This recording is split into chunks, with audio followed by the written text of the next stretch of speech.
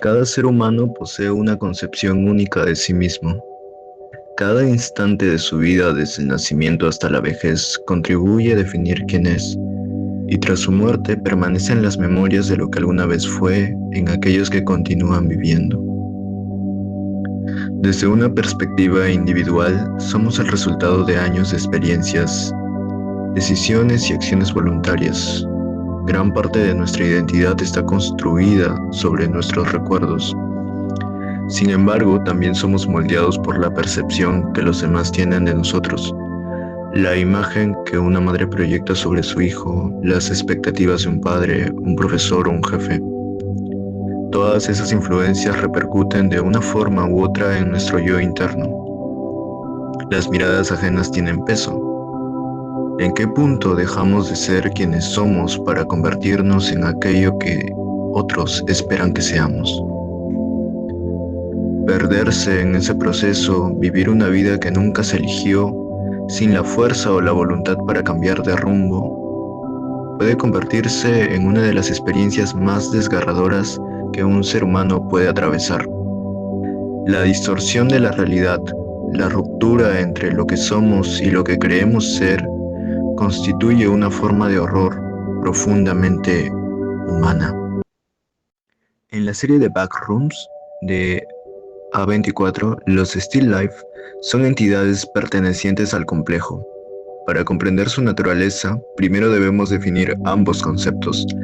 El complejo es un espacio capaz de absorber información del mundo real y reconstruirla de manera imperfecta, debido a su incapacidad para comprender completamente aquello que imita.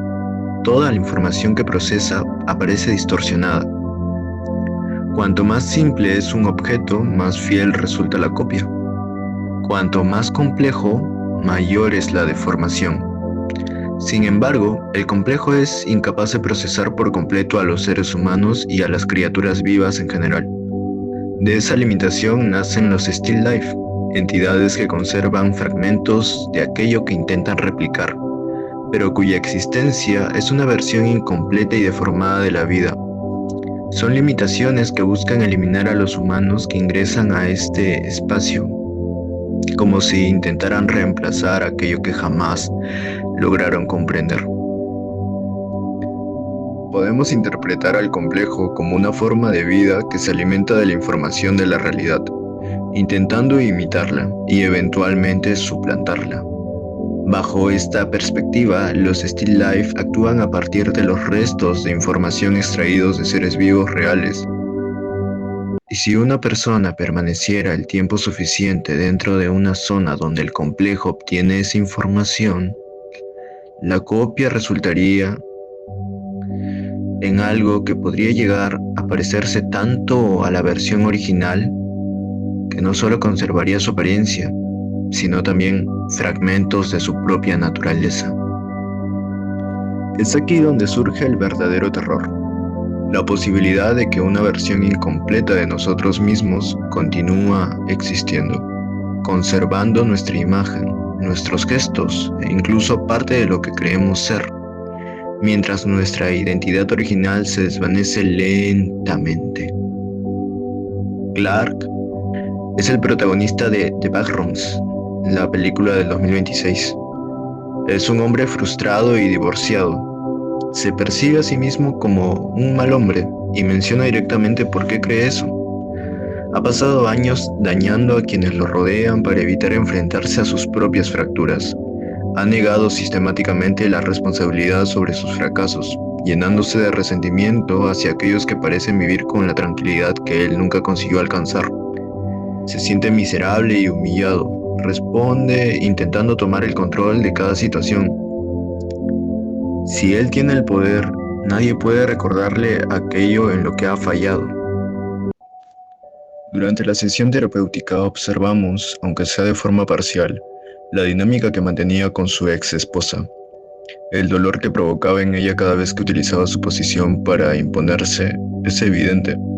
Sin embargo, también lo es la herida que dejó su partida. Cuando ella decidió marcharse, Clark no perdió únicamente una relación, perdió la ilusión de control que había construido durante años.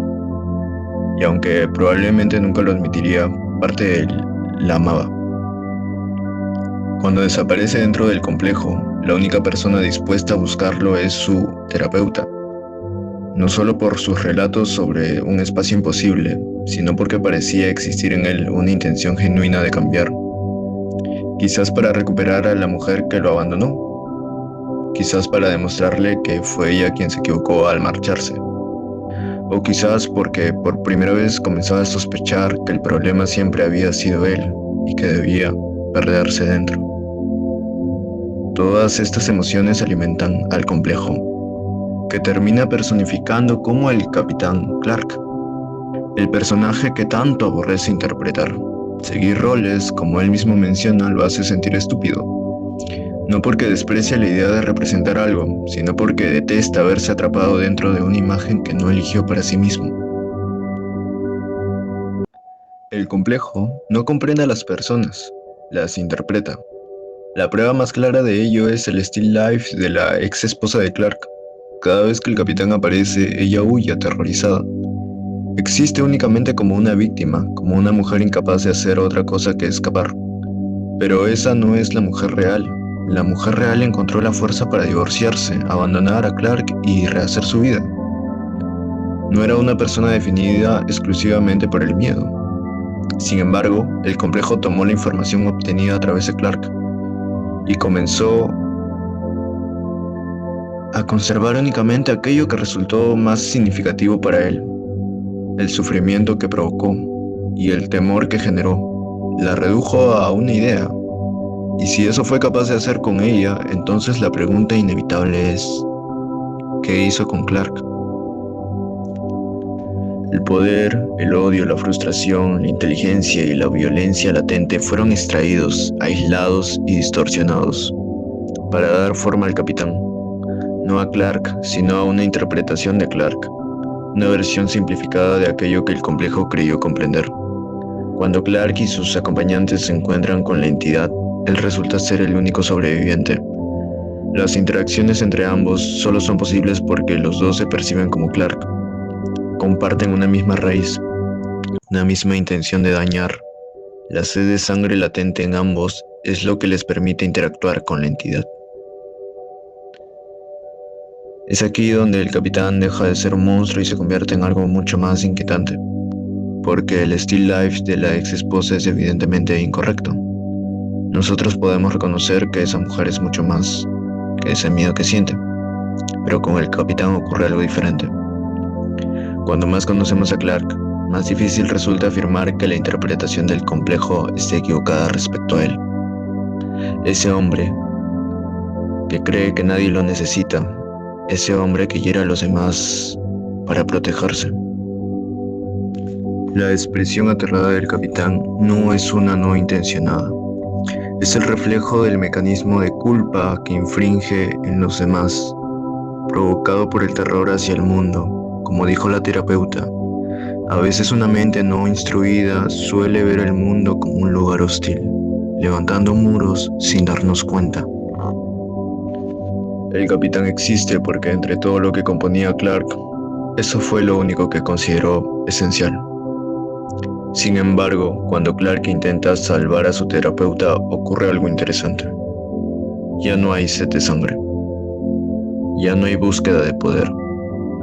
Ya no existe la necesidad constante de imponerse sobre otros. Sin creerlo, había aceptado el cambio. Sigue siendo un hombre roto, lejos de convertirse en una buena persona, pero ya no es exactamente el mismo que entró al complejo. Había comenzado a transformarse, y precisamente por eso debía morir. El capitán no devora a Clark porque sean opuestos, lo devora porque dejaron de ser iguales. La interpretación que el complejo construyó de Clark ya no coincide con la persona que tiene delante. Para el complejo, esa nueva versión resulta antinatural, incomprensible, un error dentro de un sistema que solo entiende identidades estáticas.